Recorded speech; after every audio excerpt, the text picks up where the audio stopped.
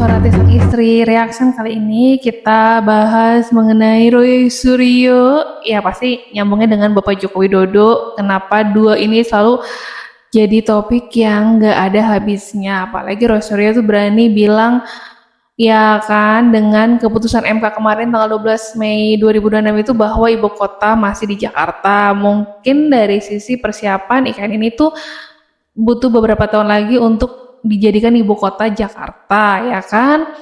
Tapi Roy Suryo bilang bahwa Bapak Jokowi itu konyol soal IKN dan uang rakyat dihamburkan saat ekonomi tertekan. Apa iya? Tapi ini kan demi masa depan Indonesia ke depan, di IKN itu akan jadi lebih maju harapannya ya setelah IKN ini jadi ibu kota kelak gitu. Nanti apakah IKN itu 2029 jadi ibu kota Jakarta? Infonya sih seperti itu, dengar-dengar ya. Di sini menurut Roy Suryo ya kan, prediksinya 4 tahun lalu tuh Roy menilai ambisi Jokowi memindahkan pusat pemerintahan dari Jakarta ke IKN Nusantara ini dilakukan terlalu tergesa-gesa. Ya kan, pakar Telkom itu menyebut proyek IKN ini justru membebani keuangan negara terutama di tengah ekonomi yang dinilai belum stabil. Pasti ada tujuan di balik kondisi sekarang ini tuh ke depannya, semoga memang IKN itu akan memajukan negara Indonesia ya sebagai ibu kota kelak gitu. Dan ini nyambung ke video yang ramai kemarin, agak-agak gimana gitu lihat video Roy Suryo ini tuh bikin ketawa juga. Iya, tapi dia bisa begitu meyakinkannya penjelasannya mengenai kondisi IKN gitu kan ya, sampai sebut dibilang bahwa hal mistis yang ada di IKN itu karena Bapak Jokowi gitu kan.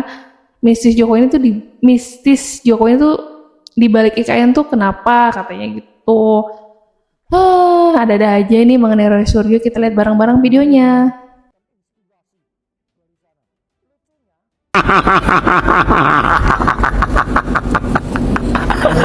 Kenapa kita mulai dengan begitu? Assalamualaikum warahmatullahi wabarakatuh. Saya sengaja mulai begitu karena kita akan bicarakan sesuatu yang mistis ya. Mistis tapi teknis. Kenapa? Berbekal dari berita ini, Jokowi sebut pejabat di Indonesia banyak yang percaya tahayul. Nah, ini bagian kedua dari pembicaraan kita soal IKN, Ibu Kota Negara Nusantara, yang sudah kita bahas sebelumnya. Sebelumnya kita bahas soal teknis IKN, bagaimana IKN itu melanggar yang namanya aturan ketika rapat paripurna harusnya diisi oleh 575 anggota, hanya diisi oleh 77 anggota secara fisik. Itu kan hanya 13% yang datang, tapi diakal-akali dengan 190 orang hadir secara online kok. Online gimana? Online itu kan bisa diakal-akali. Nah, tapi itu akal-akalan secara IT, secara teknologi. Sekarang ada akal-akalan secara mistis ya. Nah, kita ingat bagaimana IKN itu dulu dirancang dan kemudian dibuat.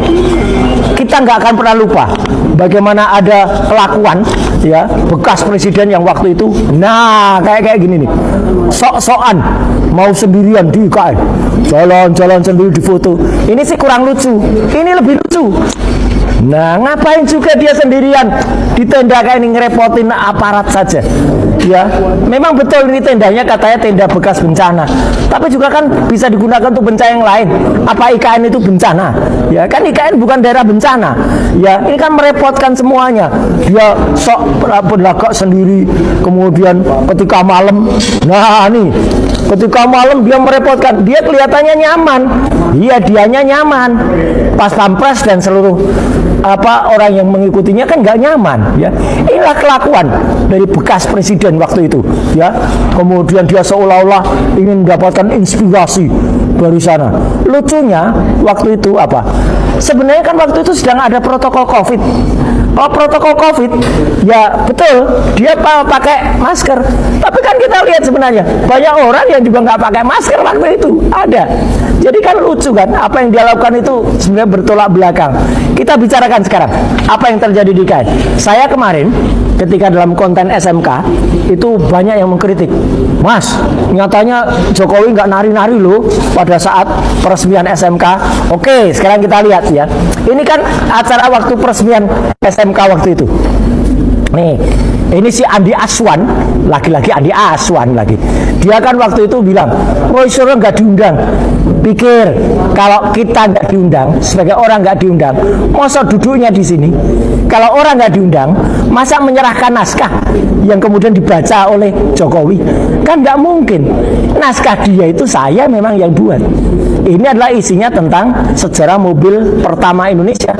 Karya bukan karya, yang dibeli oleh Sri Susunan Pakubuwono ke-10 di Solo, namanya Benz Python, produksi tahun 1898, karya Benz. Dan itu memang Benz Python itu mobil pertama Indonesia. Dan kemudian ketika upacara untuk esoknya perjalanan SMK, ini lihat, ini ada ritual. Kalau orang mengatakan, wah itu kan ritual, mana? Ini memang ritual. Nih ada mandi kembang, kemudian ada tari-tarian. Dan saya waktu itu mengatakan Jokowi pun menari waktu itu. Memang ada penari aslinya, tapi Jokowi pun juga menari, ya. Jadi ini fakta, nggak bisa lagi dihindari. Saya ada di situ. Pak Kiat yang ditanya oleh si Andi Aswan pun juga di situ. Tapi coba Pak Kiat sendiri mengatakan, kalau saya bongkar cerita dari SMK ini, ya, nah itu akan geger nanti pemilu tahun 2029. Nah kan sudah jelas. Makanya Pak Kiat bongkar saja soal SMK ini. Ngapain takut dengan si Andi Aswan itu? Nah, kita kembali soal IKN. Teman-teman semua, IKN yang awalnya dirancang secara bagus, ya, dan itu ada sayembaranya. Lanjut, setelah kita tadi simak ya beberapa pernyataan dari Roy Suryo yang kemana-mana, kayak di matanya beliau ini semuanya tuh serba salah apa gimana ya, agak pusing tapi penasaran gitu kalau ngikutin Roy Suryo itu. Tapi kan intinya ini ada informasi bahwa keputusan dan kepindahan ibu kota Indonesia itu ke IKN tuh ada di presiden ya. Nanti lihat apakah Bapak Jokowi akan pindahkan, apakah Bapak Prabowo akan pindahkan ibu kota Indonesia ini ke IKN entah tahun depan, entah tahun ini, entah beberapa tahun lagi selama masa jabatannya Pak Prabowo. Kita belum tahu, walaupun dari sisi MK sekarang ibu kotanya masih di Jakarta. Nah, seperti penjelasan nih salah satu video ya, kita lihat. Mohon maaf untuk para haters, putusan Mahkamah Konstitusi nomor 71 soal ibu kota negara bisa dipastikan kalau ibu kota negara kita pembangunannya tetap berjalan sesuai tahapan, walaupun hari ini statusnya belum menjadi ibu kota.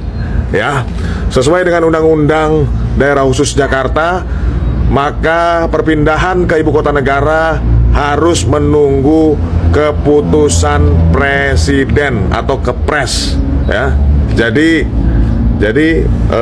pindahnya ibu kota negara kita hari ini di tangan Pak Prabowo. Ya, kapan beliau mau pindah? Kapan mungkin infrastrukturnya sudah siap dan lain-lain, ya. Dan Ketua Otorita IKN Pak Bas juga sudah menyampaikan bahwa IKN tetap berlanjut. Jadi mohon maaf ya kepada haters-haters. Hidup Jokowi. Jadi siapa yang mendukung pindahnya ibu kota Jakarta atau yang tidak mendukung, walaupun masih proses persiapan sih, dan keputusan itu ada di Pak Prabowo. Baik lagi ke Roy Suryo ya, walaupun nanti keputusan ada di presiden. Di sini Roy Suryo bilang bahwa Bapak Jokowi itu yang menghambur-hamburkan uang rakyat untuk ngebangun IKN. Ia juga berharap pemerintahan tidak menerbitkan keputusan presiden terkait pemindahan resmi ibu kota dari Jakarta ke IKN Nusantara.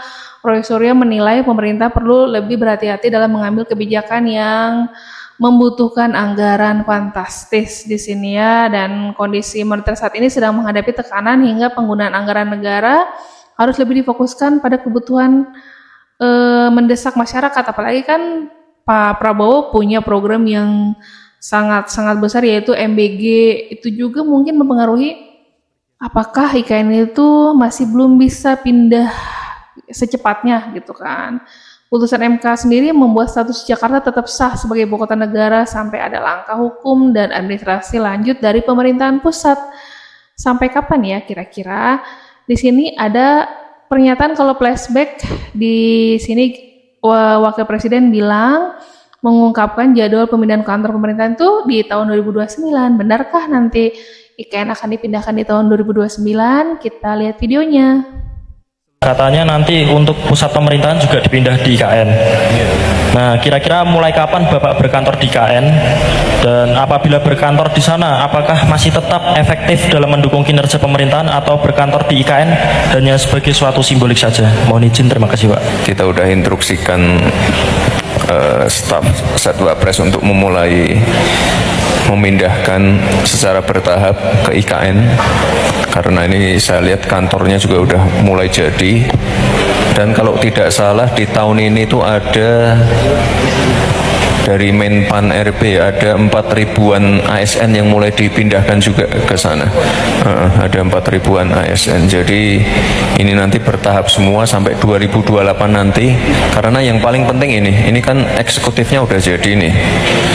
Kantor Presiden, Menko, Menteri dan lain-lain. Ini kan sekarang kita kejar yang DPR sama yudikatif, MA, MK dan lain-lainnya. Jadi nanti ya kita doakan yang terbaik, nanti 2028 selesai semua, kita pindah ke sana, dan mungkin nanti 2029 dan seterusnya semuanya efektif berkantor di sana. Jadi ini sekarang sedang pemindahan secara bertahap. Nah, begitulah penjelasan dari Wakil Presiden Indonesia Gibran Rakabuming Raka ya, bahwa IKN tuh sedang dipersiapkan. Lihat aja di sana apakah sudah hampir mendekat 50% tahapannya atau belum, di mana kondisi sekarang juga dolar lagi naik-naiknya, ekonomi di Indonesia lagi agak-agak khawatir, bukan agak khawatir lagi ya, sangat mengkhawatirkan sih. Gimana tanggapannya mengenai IKN ini yang tadi sudah penjelasan dari Roy Suryo? Dan kita lihat berarti ada sekitar 2 tahun lagi ke depan, apakah IKN akan pindah beneran di waktu yang terdekat ini sebelum 2030? Ya, terima kasih yang sudah menonton. Bye.